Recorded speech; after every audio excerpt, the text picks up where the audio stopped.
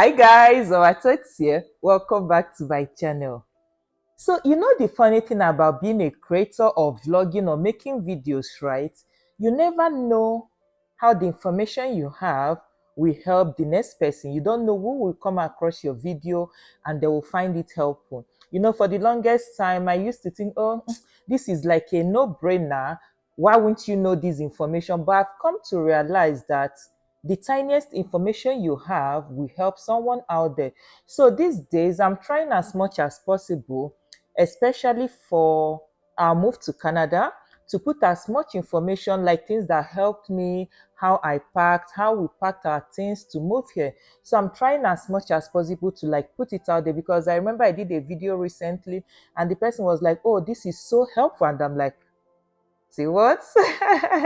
So today, because I had about 2 or 3 people that asked me, oh, which logistics company did you use? How did you pack everything? So I want to do like a short video to tell you how I packed my things. So if you're watching this and this video kind of resonates with you, I want to say, first of all, congratulations on getting your papers, your visa, and like your COPR back. Congrats. And I know you must be wondering, oh my God, where do I start from? How do I dispose of things I don't need? Okay, if I need to sell, who do I sell to? You know, things like that. So I'm going to give you a little background on our own move, right? So when we got our passport back, we didn't move immediately. See, I don't know what you see online or what the media has pushed out there, but the truth is, moving is expensive. I'm not going to, like, we don't say this enough, right? Moving is very expensive, especially if you have kids coming with you.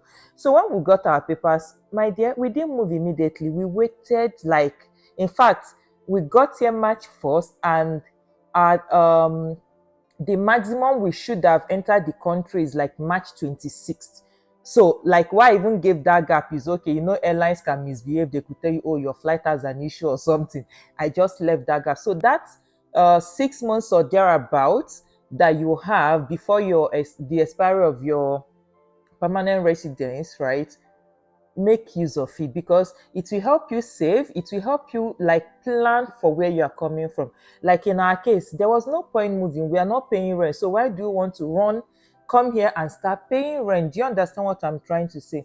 So when we got the papers, we actually relaxed and we started planning. Okay, we need at least 6 months rent, we need at least 6 months of feeding money, we need at least 6 months of paying the bills, you know that thing. Because the truth is, for some people, they are lucky, they get work immediately even before they land. But for some, it's not the same. And even if you do get, it might not be, you might just be like, living paycheck to paycheck. So you need to plan all these things before you get here. So when we got our papers, we start planning. So the first thing I did, and I do this always, like seriously, I start planning in my head. Okay, and good thing we didn't sell anything, so that made it easier, because disposing of properties is actually another headache. Seriously, you are coupling, uncoupling, calling people, putting it out there. Do you want to buy this? Do you not want to buy that? Do you get? So like, I didn't go through the stress of that, but the stress I went through is, okay, what do I pack? What don't I pack? Which of these? How do I ship these things? So the first thing I started doing is I started packing in my head. I know that sounds crazy, right? I started packing in my head like that last year. Then late last year, I think around December, I started making a checklist. You know, for some of us, especially women, we always think, oh no, I will remember. Oh no, I'm smart. Oh no. But the truth is, sometimes you forget. So one thing that has helped me is to do a checklist. So with my phone, I might be cooking. I remember, oh, I need to buy obono, is on my checklist. I just quickly put it. Oh, I need to pack this document, is on my checklist. So I did about, I think 5 checklists. I have grocery checklists. I have cooked food checklists. I have medications checklist.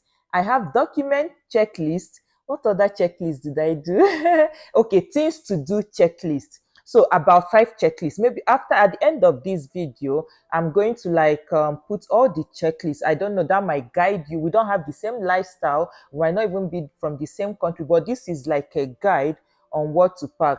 So when I did that checklist, I didn't start packing immediately because these checklists are like, I have an idea what to pack, but random things like oh, I need to pack Iru, oh, I need to pack this pepper, oh, I need to put this document, you forget. So this checklist really helped me. So by the time I started packing, it was that checklist I was using. I actually printed it out. I have it on my phone, but I printed it out, like an insurance. Okay, my phone is not handy, I just tick, and I compare it with the one on my phone. So that checklist is very important. So the first thing you need to do is to start looking for flights. And I know it sounds like a no-brainer, but you need to be sure, like your connecting flight. I'm not sure from Nigeria to Calgary, there is like a straight flight. Even for Toronto, I'm not sure there is like a straight flight, right? But you have to be careful with your connecting flight. Like I know a friend one time was trying to book a flight through the US because it was cheaper. And I know her US visa had expired. And I was like, why are you booking your flight through US when your passport has expired? And she's like, your visa has expired, rather. And she's like, but I'm not leaving the airport.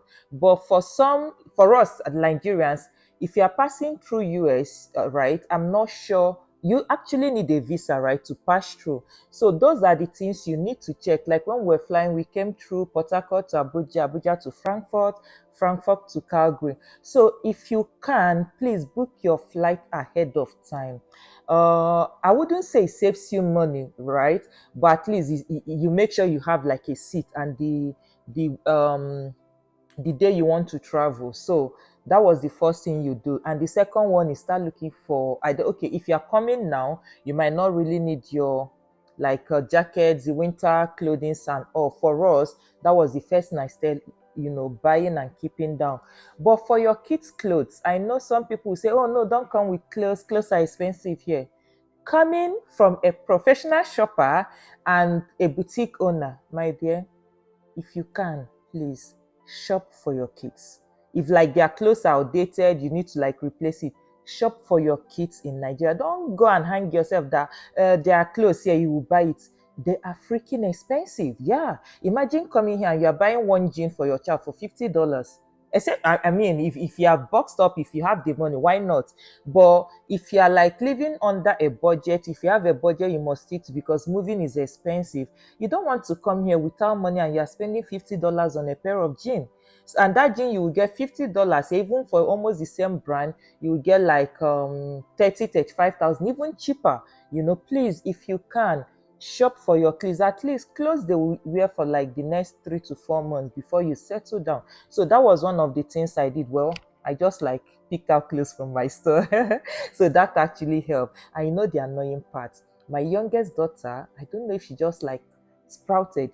All the trousers I picked for her, I jump up like that, like it's just like she grew like that. So now I'm thinking, oh my God, I need to shop for this girl. So please make sure you plan for their clothing because it's important.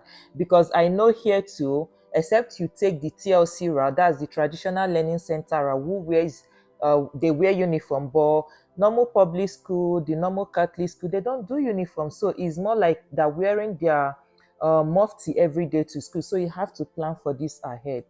So when it comes to packing, right, what did I think about? I started searching, okay, what is allowed into Canada? This is for food now.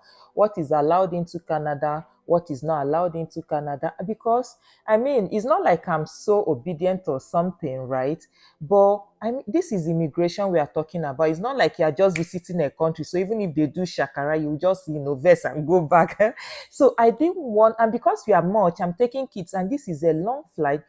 I didn't want to carry anything that at the airport my mind is keeping, will they see it? Will they not see it? I didn't want that. And I didn't want anything that an official will call me aside, keep me and start asking me questions. So things like milk, things like chicken, a bouillon cube, things like momo, in as much as I wanted to, I didn't carry those things, right? Because I want to relax. I want to take my time, enjoy the process, enjoy the journey. I don't want to be, will they see it? Will they search my bag? I don't want to be under pressure. So what I did was those things that I know that they don't allow, I didn't carry it out. I didn't even want to try. So that was one of the my packing tips. Those things I don't know, except I mean you might be lucky. Some people are lucky, they carry it and no issues, but some you pay fine and other. But I didn't want that stress. Then the second thing I did is, as I was packing, or rather as I was putting my checklist, what I do is, okay, if I buy that thing here, how much would it cost me? Is it better to buy here or buy in Nigeria? Things like zobo, things like stockfish, things like manga, like like our groceries. I bought a lot. Yes, I bought a lot because when I compared the prices here, it was crazy.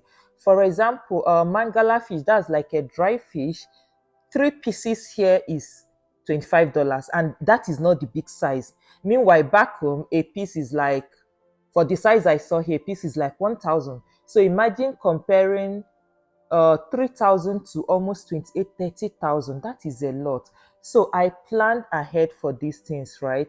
Things like zobo is freaking expensive, and I drink a lot of tea. So those things I make sure, like, I planned, okay, this thing is expensive. Is better I buy in Nigeria and ship down here. Things like the toothpaste I use, Etmo, when I check the price, I'm like, excuse me, excuse me. So I quickly, but like I think about a pack, I is among my things coming. So try to compare the basic things you need. Try to compare the prices here and the prices in Nigeria to be sure if it's worth bringing in. But take for instance something like salt. There's no point carrying salt, and they even weigh a lot. You don't need to bring salt in here. So that is one of the tips that helped with my when I'm packing my groceries, right? Then when it comes to medication, of course, we are not praying to fall sick, but I believe in insurance. So the medication is like insurance. And of course, for us, we're lucky to like within 2 weeks we got a family doctor. Some people wait for a while before they could even get a space, right? But I planned for some medications, things like malaria drugs, things like flu medications, just random. So for that one, you can just call your your family doctor in Nigeria, the hospital you use. Oh, I'm relocating. Please, can you recommend some medication? So I think they have medications they assume you will need here, and that is like an over-the-counter stuff. And I also know that to save yourself some stress, like in our case, they didn't ask us, but to save yourself some stress, please get like a doctor's prescription for those medications, just in case, save yourself that stress. So medication is there. Then things like carboniki, I just packed one bottle because I don't really need it. But what I packed a lot is shea butter. I carried like, I think that shea butter was almost 3 kg. So you can imagine how heavy it is. So that's for medication.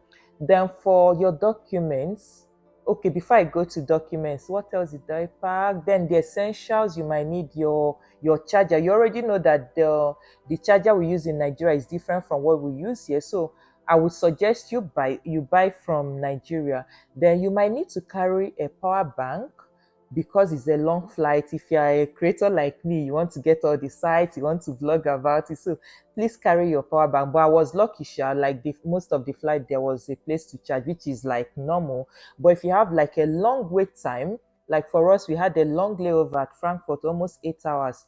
So just in case there is no charging point or you don't have space, the power bank comes in handy. So like I said, make sure you watch till the end. Don't skip to the end. Make sure you watch till the end. I will put up all the checklist I used. Then when it comes to documents, right, please scan your documents as you're getting it, all your wares, your IELTS, your COPR, like all the documents you're packing. Make sure you scan it to your phone. If possible, even do a photocopy, and make sure you don't check in your documents. You see your hand luggage. Like for me, I carried a handbag, like a tote, that bag, like that bag is like the real MVP. That bag carried like all my documents was there. I didn't want to leave it out of my sight. Like every document was there, right? So make sure you carry your documents in either a handbag that you're carrying or your hand luggage. Don't go and check it in and say, oh, it needs to be safe or something. No, please make sure you carry it. So when it comes to documents, apart from your school credentials, For elementary school students, I'm not sure you need all their transcripts and all. It's not, they won't ask you for it, right? But from junior high, senior high school, you will need all their transcript, I think. So please make sure you pack all those things. Then make sure you pack their vaccination card. Yes, it's very important. If you can't find your child's own, you can go to like the hospital you guys use. They should give you something, because when you come here, the school after a while is going to like send you a letter. Oh, we would like to vaccinate your child, but if the child has already been vaccinated, give us some proof so that we know what vaccines he or she has taken and the ones required that we still need to give them, right? So please pack your child's vaccination card. In fact, your medical history, if you can, like, you can get them across. Then apart from the normal documents, you should get, of course, your passport, your COPR, your transcripts, all your educational qualifications, things like that. There are some documents people don't talk about enough, and apart from the vaccination too, is insurance, right? Here, if you have kids, please, that is why I say when you get your papers, don't rush and come. Take your time, save some money, plan. If you have kids and you land here, taking Uber or jumping bus is, apart from time consuming, it is stressful for your kids. So if you can, no matter how little, I mean, when you come here, I think you can see cars of 4,000, 5,000. So if you can, plan to get a car. It is not luxury. You see, car here, if you're in the UK, I mean, you can afford not to move around with your car. I mean, their transportation system is perfect, but here is not the same. So please, if you can afford it, plan to get a car within a month of you landing. That aside, so in Nigeria, we don't take insurance seriously. I know I worked at an insurance company, and I will talk and talk, especially those my Igbo brothers. They will tell you, no, God is taking care of me. Well, God is taking care of you here, but you must pay your insurance here in Canada. You can't even do that. I'm talking of vehicle or your auto insurance now, your car insurance. You can't drive without having an insurance document in your car. And unlike Nigeria, that I might be wrong, but I know it used to be 10% of the value of your car. Say your car is like what, 10 million, you are paying like 1 million annually. But here is a bit more expensive, right? You have to pay every month, or you can afford, if you can afford it, you can pay like for the year. That takes away the stress. Like us, when we came in and we're about to pay, we pay for the year because no work yet, and we didn't want to add that bill to the bills we already have to pay monthly, so we just paid off for the year. But one thing that will make your insurance come down, your insurance premium to come down, is having an insurance letter from your company, from your insurance company back home. You can call them and say, oh, please, I'm relocating. Can you do me a letter to show that, oh, I've been a standing client and I have no claim? I think it's called a no claims letter. So in my case, I just reached out my insurance company. Oh, I need this letter to like get some discount on my insurance, and they gave me the letter, and with that I was able to get some discount. So most people don't mention this, but if you can, please get. I mean, you might think it's not much, but $100 off almost 2,000 or even 120 is something. That money at least can buy you groceries that will last you few days. So every penny counts here. So if you can, please get that. That would help you a lot.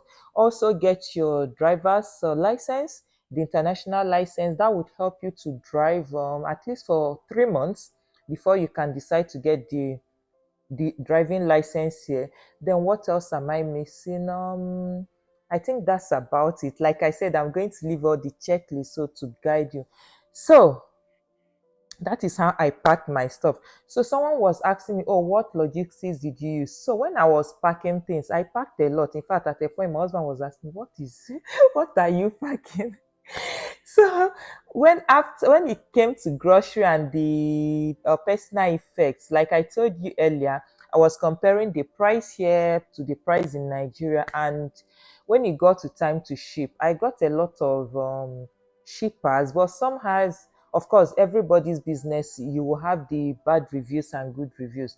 And coming from Port Harcourt, we didn't have the options of choosing. I think we just have one that moves from Port Harcourt. So that was like a lot for me. But someone was asking me, which one did you use? I intentionally, when I made one of the videos of the packing, I didn't mention the persons or the brand because my items that I shipped are yet to get to me. So I wouldn't want to mention a brand when I've not gotten my items, know the state they arrived in, to be able to, comfortably share that. So till I get my stuff, and hopefully I should get it before the end of the month.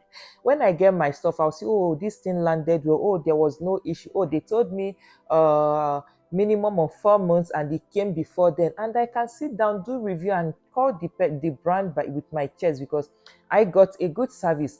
But pending when I receive that, I can't do that, In case there is something, you won't come and hold me by my jugular and say, oh, you're the one that told me to use this people. So this is some of the tips, the ways I arranged moving here. If you would like, if you want to ask me some questions, you can send a message or a mail to my Instagram. It's the same. I mean, we should actually connect on Instagram, right? So if you're watching me right now, my Instagram page is the same username as the YouTube, Mama Totes.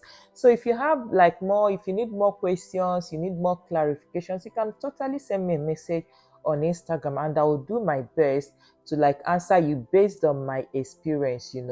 So that is it for how I pack, the things I did, the tips and tricks. And if I remember more, I would just maybe comment on this video, on this particular post.